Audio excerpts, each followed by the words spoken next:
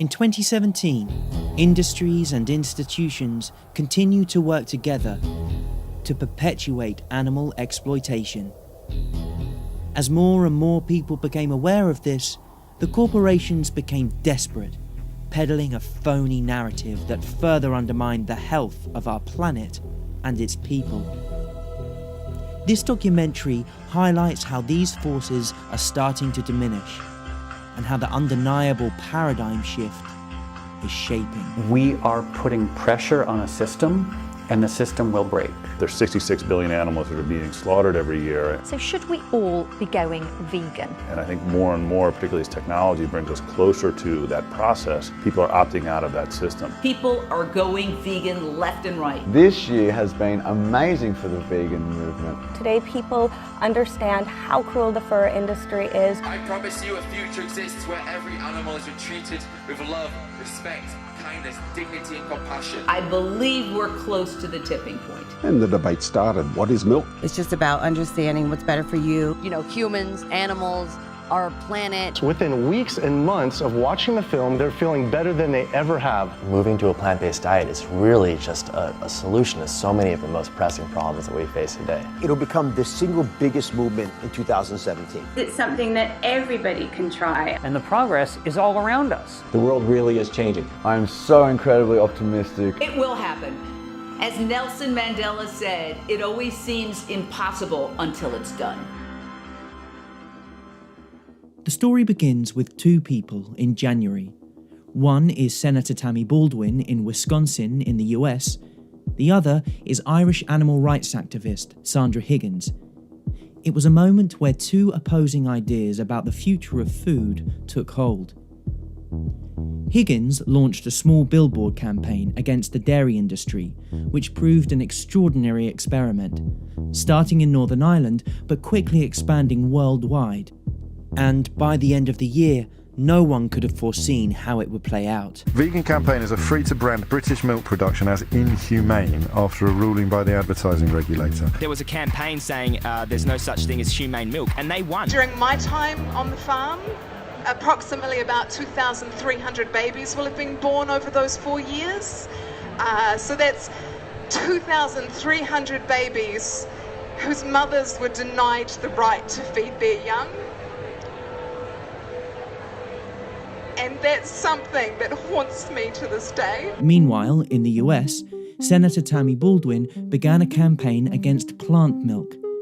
Baldwin introduced the Dairy Pride Act, which stopped non-dairy products such as soy or almond milk from being labelled milk, yogurt or cheese. Under the Dairy Pride Act drafted by Senator Tammy Baldwin, the FDA would have to crack down on products that use terms like milk or cheese in a way that's misleading. Senator Baldwin says the act will stop misleading consumers at the grocery store about the products they're buying. When you say milk, we mean a dairy product, and we mean quality, and we need particular nutritional standards, and you've got to apply the law and make sure that these imitators don't get away with misleading the consumer and cutting into dairy producers' revenue. Right now, there are tears of frustration in the debate over who gets to put milk on their labels. On one side, you have the long, dominant dairy farmers. And several farmers say the mislabeling is frustrating, especially because they have the potential to lose sales. And on the other, you have the new kids on the block. Rocket! Tennis star Venus Williams. I do plants. And hip-hop producer DJ Khaled appear in these new up-tempo ads for Silk almond and soy milk. They're part of an industry of plant-based products described as milk substitutes. They generated $1.4 billion this year and grew 54% over the last 5 years in the US. Milk producers are facing decline, dropping 11% in sales over the last year. Now they're fighting back.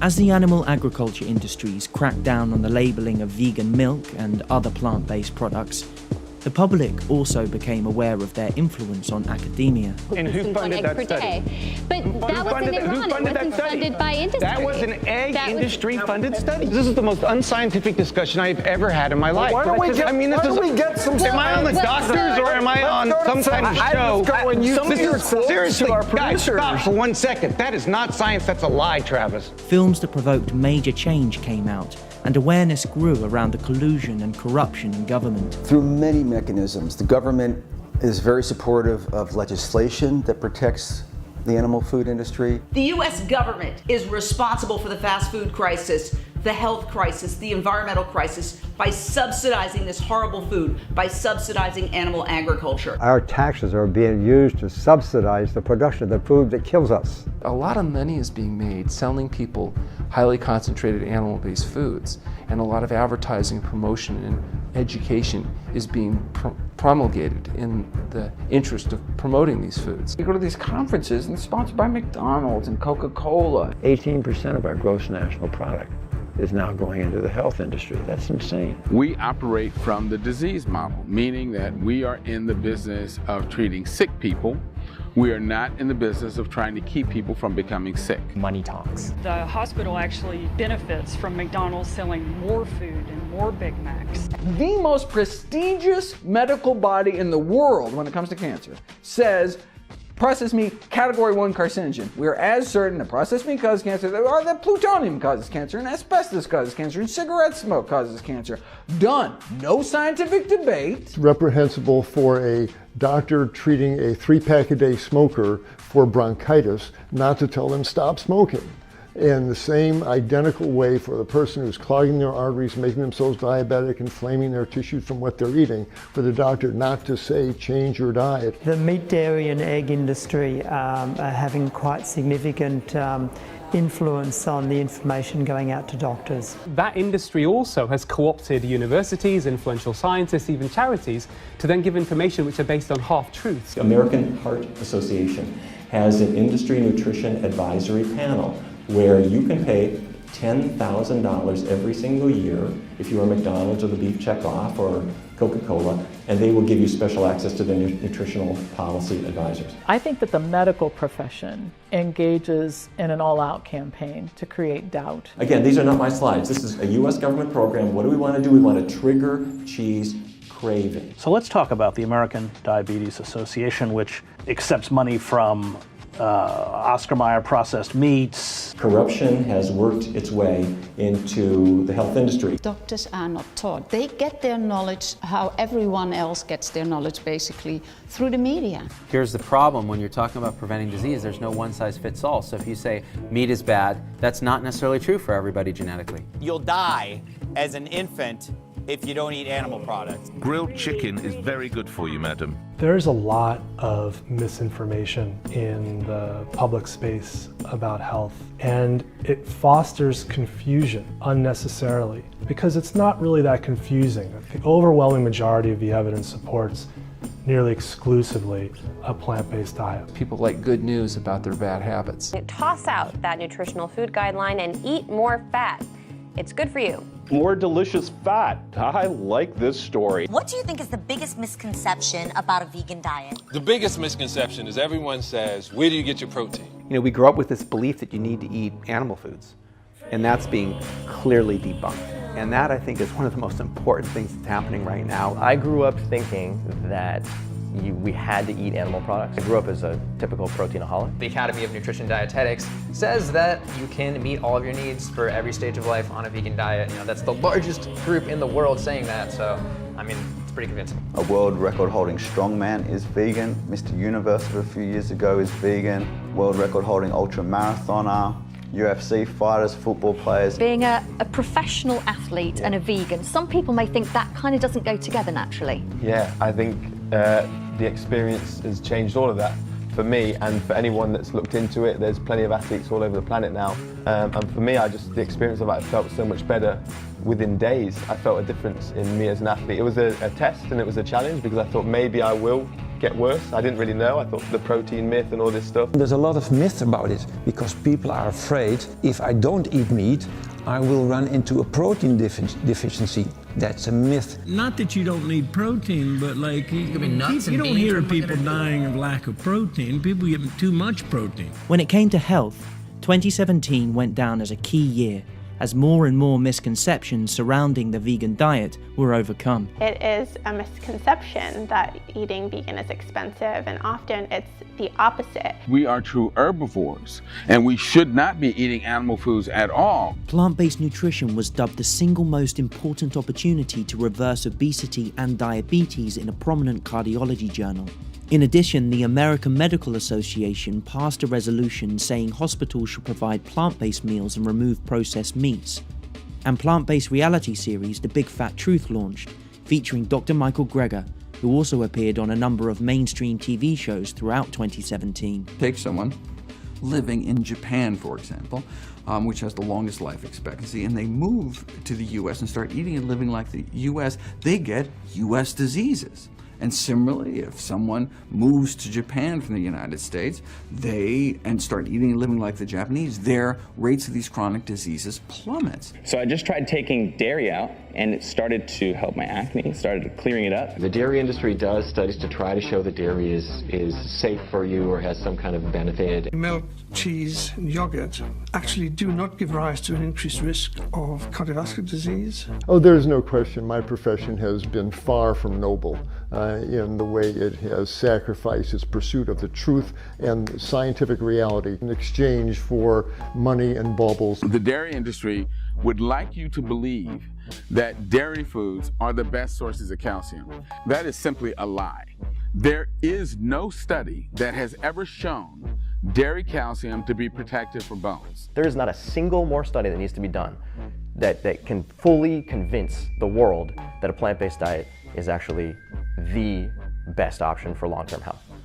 It's a question of trying to convince people how to adopt that mindset. And I've had a long-term health condition, and I've seen a dramatic shift in my health in the last 12 days. And if you look at human health, not a 6-month period goes by without some report coming out that's making some connection between the animal protein that we consume and the levels at which we consume it and things like heart disease, diabetes, and cancer. If you go plant-based, you can basically opt out of becoming one of those statistics. When I say that there are a lot of studies linking meat to cancer, there are a lot of studies. What we found is that heart disease and diabetes were so changed by this diet that the evidence was overwhelming. It's clear that a whole foods, plant-based, low-fat diet is the best for overall health, treatment, disease prevention. It's the plant-based eater who's healthiest and who has the lowest risk for disease and who has the most robust health.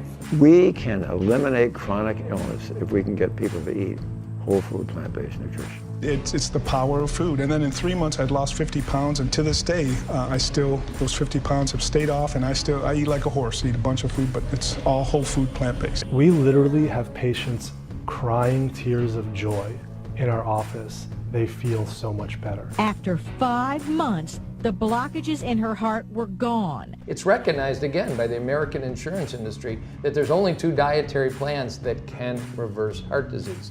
There's no meat in those programs. They're plant-based programs. If that's all a plant-based diet could do, reverse the number 1 or 2 killer of men and women, shouldn't that kind of be the default diet to proven otherwise? And the fact that it can also prevent, arrest, and reverse other leading killers like type 2 diabetes and high blood pressure would seem to make the case for plant-based eating simply overwhelming. Aside from health, 2017 saw a breakthrough when it came to acknowledging the impact of animal agriculture on the environment. Well, as well as being cited for its health benefits, veganism is said to have positives on the planet. The United Nations has talked about how animal agriculture is one of the most significant contributors to the most serious environmental problems our planet faces. There's been a number of studies that have been done. The one that I have the most confidence in is the one that was done by Robert Goodland and Jeff Anang, both of whom were with the World Bank. So not exactly a left-leaning organization, an organization that often is at odds with the environmental community.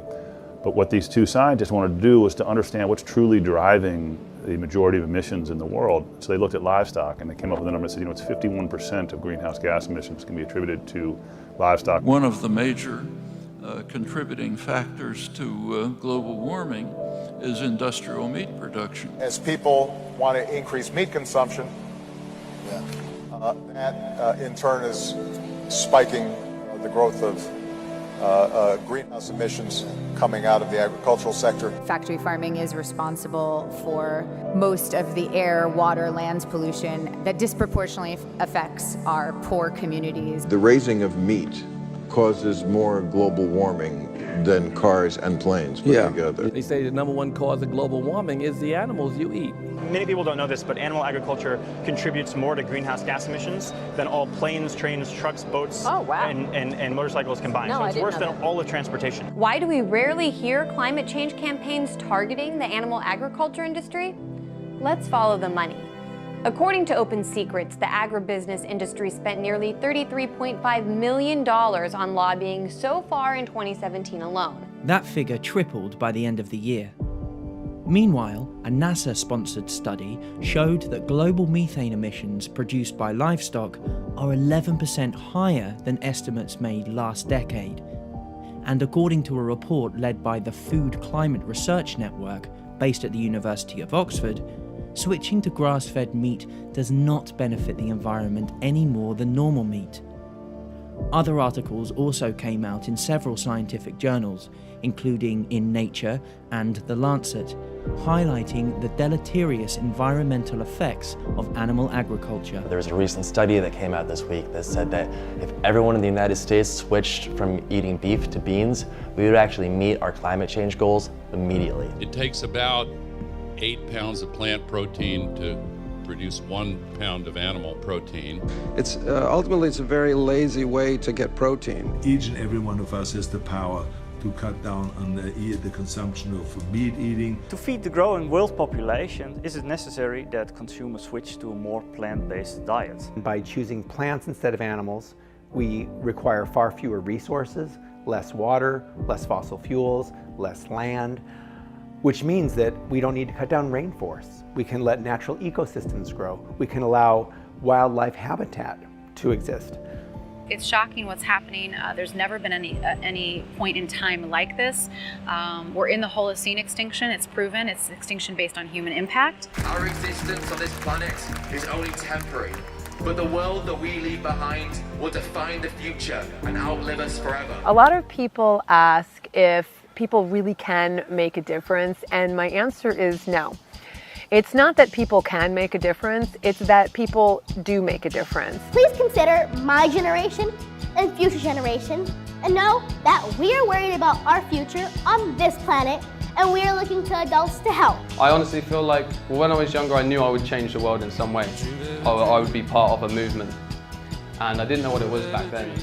But I'm convinced 100% with all my heart now that I know it's veganism, because we're just changing the world. Pero también hay muchas frutas, vegetales, hay granos que se pueden comer y dan proteína, dan todas las vitaminas necesarias. People do realize slowly that non-human animals are not things. On dit qu'une idée révolutionnaire a 3 étapes avant d'être adoptée. And I've just seen an amazing transformation. I just want to share it with people. Pretendemos que no se escuchen, ya que no escuchan a los animales que van a matar, que sepan que estamos en contra de esa barbarie, que sepan que hay gente inteligente en este país que no apoya esas estupideces. Each one of us can choose whether we want to increase the amount of mercy in the world or the amount of misery in the world. The right to life, freedom, and justice are considered inalienable rights for humans. But one group staged a protest today demanding that non-human animals also be granted those rights. People don't have to eat animals to live. All my favorite foods like pizza and mac and cheese, I can still eat, and a vegan version. Always speak out. It doesn't matter if your hands are shaking. The earth can't wait for us. We have to change now. Social media is the most important thing for the movement. I got a bag from Whole Foods, and I got a bag from Trader Joe's, and it's all vegan. So today I'm going to be talking about how I started to be a cruelty-free makeup artist. We stop the truck so that we can get footage of the animals. We look at the animals to see what their health status is, but really it doesn't matter because at the end of the day they're all going to be slaughtered. So we're here just to show that these are living, breathing animals and that their lives matter just like yours matters and mine matters. They feel pain and suffer so do we, and we just want them to be respected. We're bearing witness to animals going to slaughter, and we're saying to the world, like, look at their faces, look at them in the eye. Do you really want, to kill this animal for, the pleasure of a taste? We can talk about animals, we can talk about antibiotic resistance, we can talk about climate change, we can talk about rainforest deforestation, famine, water use, ocean acidification, cancer, diabetes, heart disease. Well, there's also the whole aspect of the way they treat animals. They really don't treat them well. Veganism began to break growth records all over the world. The Veganuary campaign saw tens of thousands of people sign up, a staggering increase from earlier years. And in response to the burgeoning demand, food lines such as Fry's, Follow Your Heart and V-Bites gained real estate in supermarkets. However, it was not just vegan companies leading the charge. Dairy giant Danone White Wave Foods invested $60 million in its plant milk facility. Tyson Foods, one of the world's biggest meat processing companies, admitted that the future of food would likely be meatless. Coffee chain Starbucks added vegan beverages to its menu in order to stay profitable, and companies like Cargill began to sell off their feedlots, investing instead in plant-based food tech startups. These companies received record amounts of funding throughout 2017 as they began to mimic the taste and texture of animal meat using plants. It looks like meat, tastes like meat, yes, even bleeds like meat, but it's actually made from plants. I'm enthusiastic about the incredible amount of money that's being pumped into the movement. If you look at what a couple of companies in Silicon Valley raised in terms of venture capital, that's more money than the whole animal rights movement combined. We've raised more than $100 million. Within 10 years, we certainly expect our investors to be able to get their money back. I gotta say, it's good. It even oozes like grease. It bleeds on the grill a little bit. So it's made out of peas. What's the grease made out of? Well, it's plant-based grease too. We're taking plant material and we're running it through a process of heating, cooling, and pressure that stitches together the protein that's present in plants in a format that's very similar to how it's present in muscle or meat. And so we're essentially taking the animal out of the process. You say it's possible for meat lovers to move the plant protein and not miss anything. Yes. Impossible Foods' plan is to invent new choices for people around the world that satisfy their taste for delicious meat. This offers a huge opportunity for entrepreneurs, businesses, scientists. BurgerFi, it's a chain with more than 100 locations across the country. They're going to start offering a plant-based burger that they say actually looks and tastes like the real deal. Oh my God.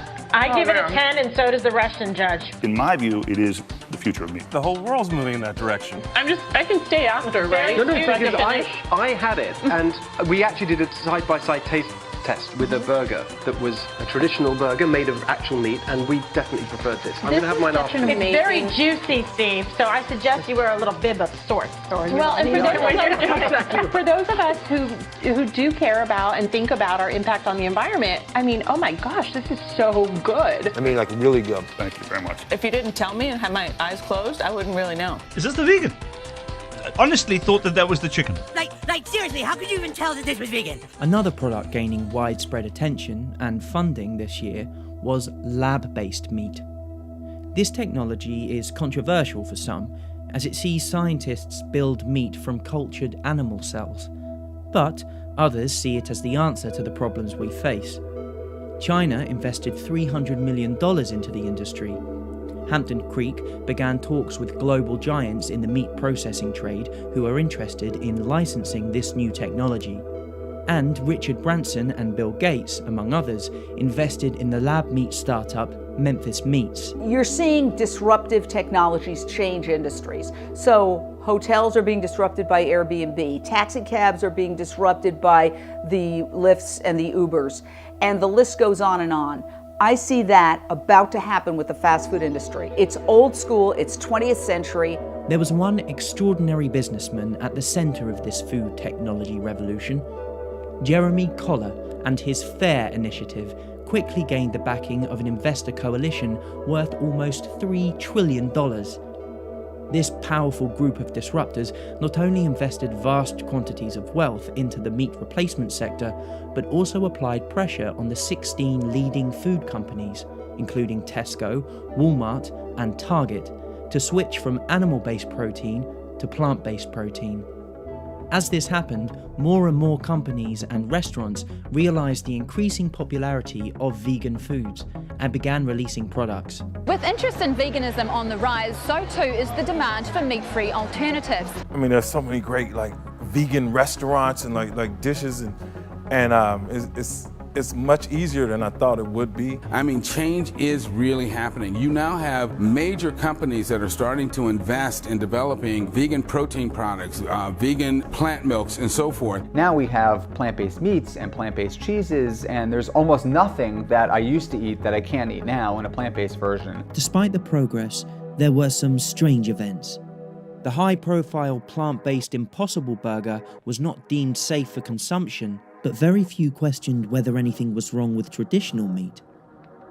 Hampton Creek's vegan products were dropped by American retailer Target after unsubstantiated safety claims, and nobody knew why. But progress was really hindered in the UK, where MPs attempted to scrap the law recognising animals as sentient, and the Bank of England released notes containing beef fat, symbolic of the deception the animal agriculture industry relies on for its continued existence. In addition, despite removing dairy from its draft dietary recommendations, the Canadian government insisted on investing $350 million into new dairy support programs. It was another contradiction that made us question the actions of those in power. And as we did this, we realised they did not care. They continued to subsidise industry to the tune of tens of billions.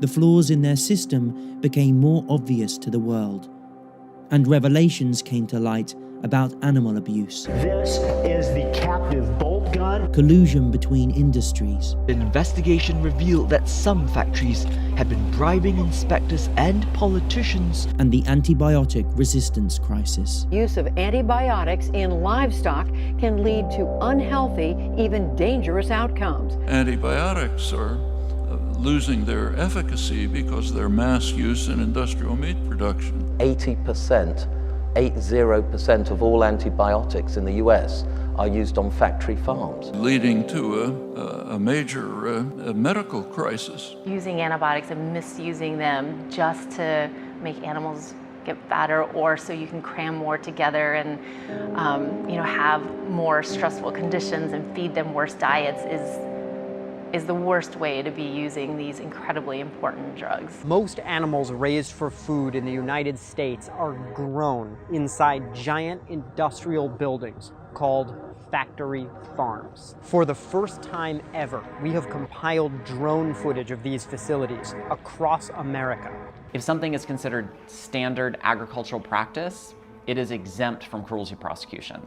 It is that loophole that allows pigs to be slammed into the ground head first, for pigs to be castrated and have their tails cut off without pain relief, chickens to have their beaks cut off, animals to be crammed in cages on factory farms. In 1992, 30% of pigs were kept on a factory farm in the US. By 2016, it was over 97%. Now let's face it, this is not an industry. It's an atrocity. It's like any pictures of animals cooped up. You don't want them to be like that. You want them to be free in a field. They have a war waged against them. The animal rights campaigners claim conditions there are appalling. There are many alarming revelations. In these concentrated animal feeding operations, crowded, stressed, standing around on their own feces. When we consume, what's called meat, this is the body of a living, feeling individual who wanted to live. So this is not just some personal choice. And at the slaughterhouse, they will be shot in the head with a bolt gun, which will fire a bolt through their skull to pierce their brain, and they call that humane slaughter. The conditions that these animals live in are absolutely horrendous. The crises were piling up, but the mainstream media would continue to peddle a false narrative, helping the world's most powerful industry instead of challenging it. A recent survey has shown a worrying trend among young people under 25 for dairy-free diets. My son only eats chicken fingers. I wear leather. That you are lacking in nutrients your body needs. Almond milk and soy milk seem to be okay. Dairy's better. The mainstream media will never tell our story because the advertisers are the meat, dairy, and pharmaceutical industries. Those industries stand to lose big if America and the world goes plant-based.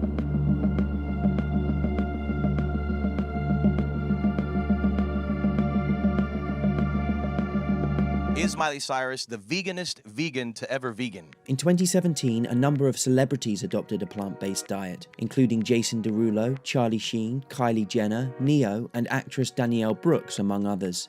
Leonardo DiCaprio and Serena Williams invested in vegan brands. NFL champion Roland Williams urged fans to leave meat off their plates. Paul McCartney demanded that only vegan food be served at his concert. David Attenborough ditched meat. And a number of high-profile chefs created vegan dishes. I'm gonna show you how to make a great vegetable risotto, even a vegan risotto. So for all of you out there, this is a great way to make a risotto. Also in 2017, famed tattoo artist Kat Von D released a vegan shoe line. Vegan actress Ivana Lynch urged UK and EU members of parliament to ban rabbit cages. And as the vegan leather industry started to boom, celebrities like Bon Jovi dropped leather from their fashion lines. Fashion materials once seen as innocuous, like wool, started to generate debate. It's 2017. We actually don't need to drape ourselves in the skins of animals and the hairs of animals because there's other options available. So what are the other options? What do we put ourselves in? Oh, if you go to the high street or from designer racks, there is cotton, there's bamboo, there's hemp, there's recycled polyester. When it comes to leather, we're actually seeing leather being made out of pineapples, out of apples, out of mushrooms. The possibilities are really endless from every price point on every high street shop. In addition, others spoke out, including Danielle Monáe, Jaden Smith, Alicia Silverstone, Jessica Chastain, Liam Hemsworth, and Miley Cyrus. I posted some food photos this summer. Oh. And and for me, it was a celebration because I'm vegan. Oh, well, that's wonderful. Congratulations. I am also vegan. Thousands and thousands of bees. I've not taken their honey. I've not taken the chicken's eggs. I'm like a farmer, but I won't interact with them because I worry about it. I'm sort of vegan curious, I've been trying this vegan lifestyle, too. What do you think of that? It's amazing. Now I am vegan. And I became a vegan at 9 a.m. this morning. You did? Yeah. I lost a bet with a friend of mine. And the bet is I have to be a vegan for 17 days. Vegans have been urging us all to do without meat and dairy this month in an experiment they're calling veganuary. And then when you actually live the lifestyle, you'll see and feel the difference, and then you don't want to go back, and then you don't want to switch. Right. So that's the incentive. In the superficial world we live in, vegan needs to become hip and trendy and cool. It's, to be honest, I think it's the first time I've been asked about veganism and fashionable. And I've got my fake leather shoes on, my vegan shoes, yeah. Awesome. How have you managed to preserve yourself so wonderfully when I preserve myself so chaotically badly? I'm vegan. And you look pretty fit. What diet are you on? You on this? Plant-based. You're on a plant-based diet? Yes! Over the course of the year, many professional athletes also dropped animal products and set new records on a vegan diet. Vegan climber Kuntal Joysha scaled Everest. Fitness P90X founder Tony Horton turned to a plant-based diet, as well as soccer player Jermaine Defoe, NFL quarterback Cardale Jones, and basketball players Jahlil Okafor, Kyrie Irving, and Damian Lillard. I thought it was all hype. I thought people just said it just because it was a healthier food, but I can feel it. I can definitely feel it. Getting away from, just the animals and all that, man. I had to get away from that, so my energy is up, my body feels amazing. Also speaking out about the benefits were NFL star Griff Whalen, basketball player Wilson Chandler, professional surfer Tia Blanco, and former rugby player Ben Cohen. Endurance athlete Rich Roll completed one of the hardest races at the age of 50, and a number of others adopted a plant-based diet after watching the documentary What the Health. What the Health? Including Formula One giant Lewis Hamilton. Plant-based diet you've gone on to. I can't express to you how amazing I feel. This What the Health movie. Isn't that incredible? Driving the world crazy. Everyone's vegan now. My fiance watched this documentary called What the Hell. Everyone is buzzing about the Netflix documentary, What the Hell. A new documentary on Netflix has many people questioning their diets. And now we're vegans. Following What the Health, other films were announced, many with high-profile casts, including The Game Changers, From the Ground Up, Eating Our Way to Extinction, Eating Animals, Eating You Alive, The Invisible Vegan, Taking Note, Empathy, Seaspiracy, Meet the Future, and Dominion.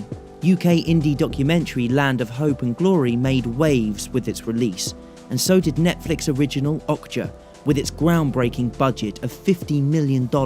We watched Okja, the film, and it just absolutely had us in tears at the end. We were ethically convinced immediately that there was no reason to kill any animals. And this is a work of art.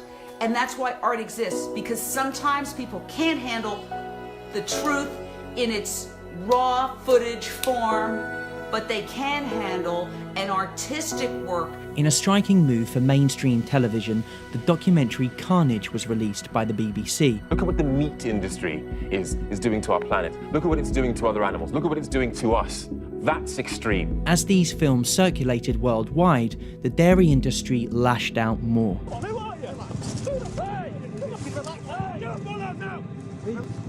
Just go. Okay. The dairy crisis is still putting many farmers under intense pressure. Peaceful protest. Go out there on the footpath where you belong. Once a sideshow in the animal rights struggle, the dairy industry became, in 2017, a key and central battle, and one the industry was losing.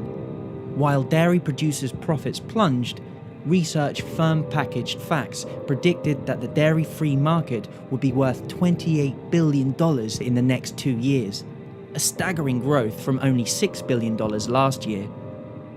Industry leaders admitted the dairy sector is facing an existential threat from vegan campaigning at a recent industry summit.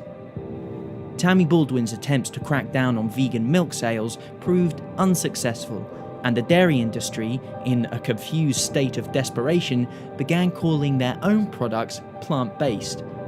In addition, thanks to Sandra Higgins's tireless defence of her poster message, the Advertising Standards Authority in the UK ruled that you can legally state that humane milk is a myth.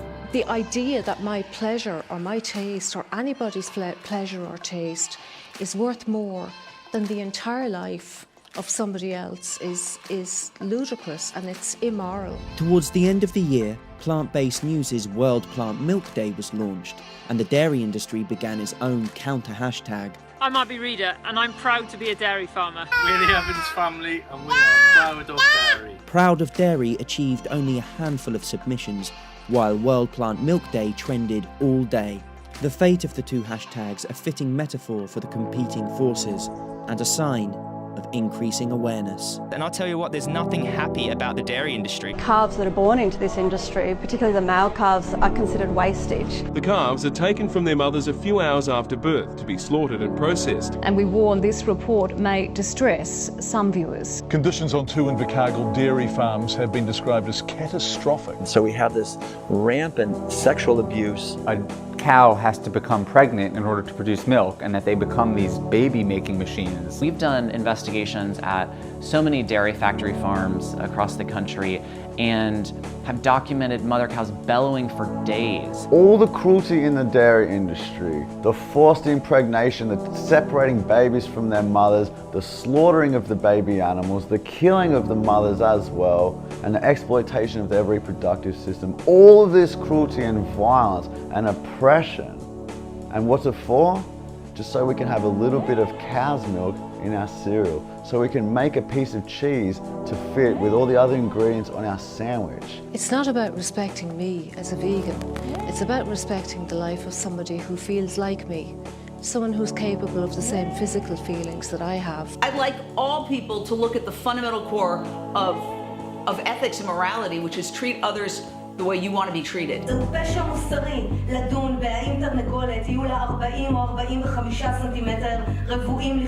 If we were telling people what they already knew, then we wouldn't be doing our job as activists. We need to tell the world what they don't already know. And what they don't know is that humane meat is a lie. And our aim really is for total animal liberation. We're abolitionists, so we want to end all animal exploitation, whether that's for food, clothing, animal testing, or animals in entertainment. Throughout 2017, it was revealed industry representatives carefully watched vegan activists, recording their speeches and compiling documents on how to combat advocacy.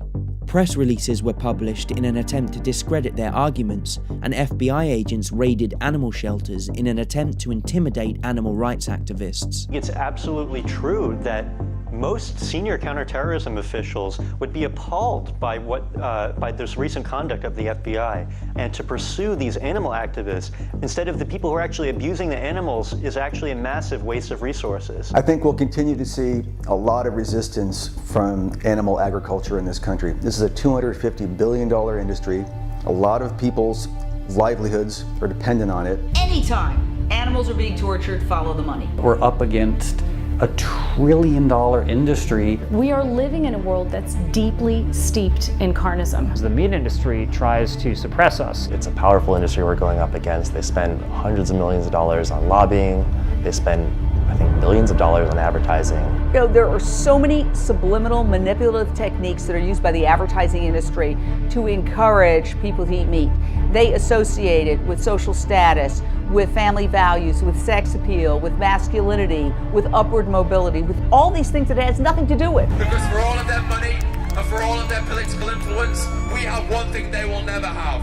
We have the truth. Disproportion between that little bit of extra pleasure you might get from eating meat and the phenomenal amount of destruction required to produce it should surely commend it to anyone as a stupid thing to do. If you spent 1 minute in their shoes, if you knew what that was like, I know you wouldn't do it. Just look into the eyes of an animal who's suffering, who's about to be brutalized and torn to pieces on the slaughter line. And stuffed with all kinds of carcinogens, the growth hormone, the steroids, the Prozac, the antibiotics, stuffed with that shit. In every movement in history, movements have grown and changed the world when people have the confidence to speak truth to power. You really can't be an environmentalist and not be vegan. You really can't be a feminist and not be vegan. And if you look at human history, there have been a number of institutions and behaviors that we now look back on and are appalled by. If you look at everybody in the history of making a change in the world, they were verbally and in much earlier times physically abused. The suffragists who were fighting for the women's right to vote, they were seen as hysterical, anti-males, you know, and it's a way of shooting the messenger. If you shoot the messenger, you don't have to take seriously the implications of their message. 100 billion animals made to be born into suffering, to destroy our planet, and to be the worst karmic disaster in the history of the world, reenacted every year, is unconscious behavior. Animals can't speak for themselves. They're so defenseless, and they're the most innocent, vulnerable beings on Earth. And I think at some point we're going to be looking back on today and saying, how could we have supported this system that was so harmful? And it's really basically habits. We're creatures of habit. We're also social animals. So if everybody around us is doing something, we start doing it, often without thinking about it. It's blatantly obvious now that we do not need to consume animals to be healthy. We'll be far healthier without them. She got her life back.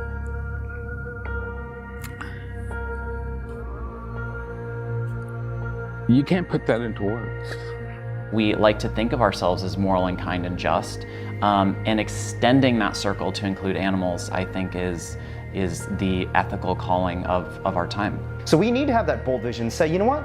I think I want to create a world, I know I want to create a world where every single slaughterhouse in this world has been replaced by a sanctuary. And this is my number one goal, and my number one goal will be, and it will be achieved, to end animal factory farming. 100% it will end before I die. So we've personally invested in a company doing it for meat, company doing it for leather, company doing it for gelatin, company doing it for milk proteins. There are other companies doing it for eggs, for fish, even for spider silk. We think it's going to be one of the most impactful and one of the most profitable technology revolutions that the world has ever seen. أنا ما يذوقون اللحم يفرحون الآن الناس عندنا كثير من الأطباء يقول احذر اللحم واحذر الشحم. I think that the oppression of animals is the gateway drug to oppressing humans. If you put a rabbit and an apple in a crib, the baby will eat the apple and pet the rabbit.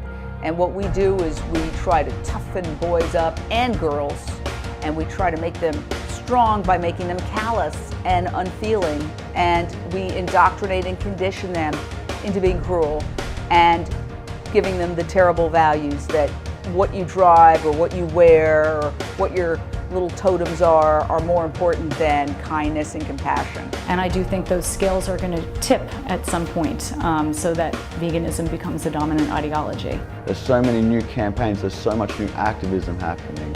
The Save movement is growing, more people getting to these slaughterhouses and showing people these animals. I think that's one of the most powerful things happening right now. The Cube of Truth by Anonymous for the Voiceless is growing in city after city after city. It is so amazing to be a witness to the growth and development of this cruelty-free world, especially in the beauty world. I talk to some people now who look back on, for example, Ringling Brothers Circus closure, and they say, oh, it was inevitable. It wasn't inevitable, but nor was it impossible. Nothing about what we're doing is inevitable nor impossible. By the end of 2017, there were a number of promising developments. Ag-gag bills, designed to cover up the reality of factory farming, were declared unconstitutional in several states in the US. The charity Viva crowdfunded vegan cinema ads in the UK. A political think tank called for a vote to make factory farming illegal in Switzerland, and animal rights marches broke record numbers all over the world. The easiest thing that any one of us can do to help animals is simply leave them off our plates and stop paying for their abuse. Online access to information about how to live vegan is more accessible, with new recipe guides and resources coming out all the time. Groundbreaking media, using social media, YouTube, Facebook, and video to get the word out is so important. As young people predominantly get their news from these platforms now, a new generation is being created in the biggest health, environmental, and ethical movement ever to exist. What's exciting about that is it shows the generational shift. Even people perceived to be against the new way of thinking began to speak out, including Unilever president Amanda Suri. In addition, supermarkets redesigned meat aisles to encourage consumers to buy less meat. Tesco's hired a director of plant-based innovation, the first position of its kind, and the German Ministry of Environment also made changes. The German Ministry of Environment bans meat at all of its official functions. In addition, media outlets like Unilad published articles. The Guardian listed meat and dairy alternatives as the #1 megatrend to fight climate change. Car companies such as Tesla ditched leather interiors. Restaurant chains like Pret a Manger expanded their veggie stores, and sports clubs like Forest Green Rovers went vegan. Veganism is no longer viewed as a fringe lifestyle choice. It is a moral framework searing into the consciousness of huge numbers of people. The question now is, what will you bring to 2018?